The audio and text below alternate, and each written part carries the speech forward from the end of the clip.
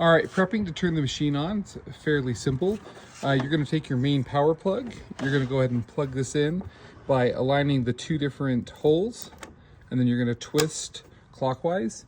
If you have more than one machine, you'll use one of these daisy chains that will do the gray out, same thing, align and plug that in. And then you're gonna go ahead and do your power in here to get those plugged in like that. After that's done, you're gonna go ahead and add your powder. So here we have our powder. That's gonna go in the fill hole. There will be a rubber cap in that hole. Depending on how long you're gonna be running them, depends how much you'll actually plug in. Turning the machines on is pretty simple. You'll flip them to the on button. So we'll go ahead and turn both of these on. You'll hear them kick on with the fan.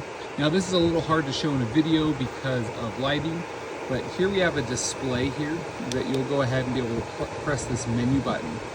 In the manual that will be included with the rental, it will be on A001. You want to press and get to where it says L, and then you press and hold the remote. The remote will be included with it, and you'll press and hold this power button to pair it. Most times it's already paired, but that's a way of handling it to pair that prior. All right, when you start operating the machine, you do have to press the power button.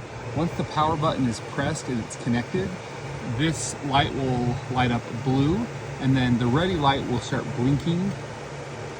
This display has to reach 500, that's 500 degrees for the internal temperature, before it will be ready to start. You'll typically have to wait about 5 minutes for the machines to heat up. Once they're at power, they'll be able to go continuously. So don't be surprised if you have to wait for a little bit, and please plan accordingly based on the timing of your event. All right, when the ready light is stable and it says 500 degrees on the menu there, it's ready to enable the sparklers. Now, on the remote here, we have 1, 2, and 3. That is how much powder is put into the machine. 3 is literally the best, so most of users will only hit 3. So you'll go ahead and hit 3 to turn it on. And then to turn it off, you're gonna hit the power button again. If you have 4 of these chained together, sometimes you have to hit the power button twice, but that will activate all the machines at once. The last thing from an operation standpoint is these will actually operate for approximately 30 seconds per burst. You can obviously click the button to turn them on. Once they've run out of all of the material, you'll see that is empty right there. And you'll obviously want to add more if you're going to be doing multiple sections of your event. But just note 30 seconds per button push is the longest that they'll operate for.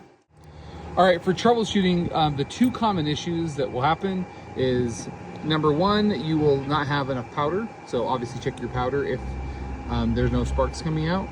The other common issue when it comes to sparks is down here on the side, there's a little rubber grommet that pops out.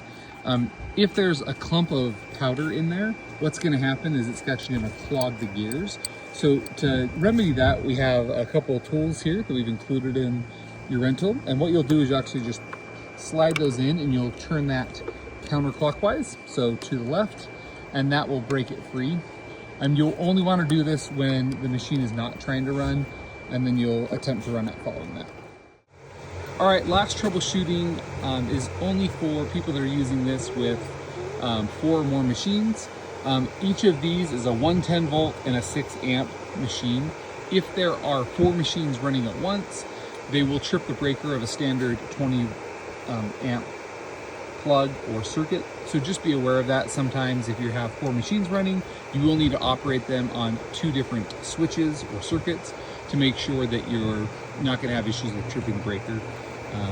That's going to be one of the most common scenarios that you're running with.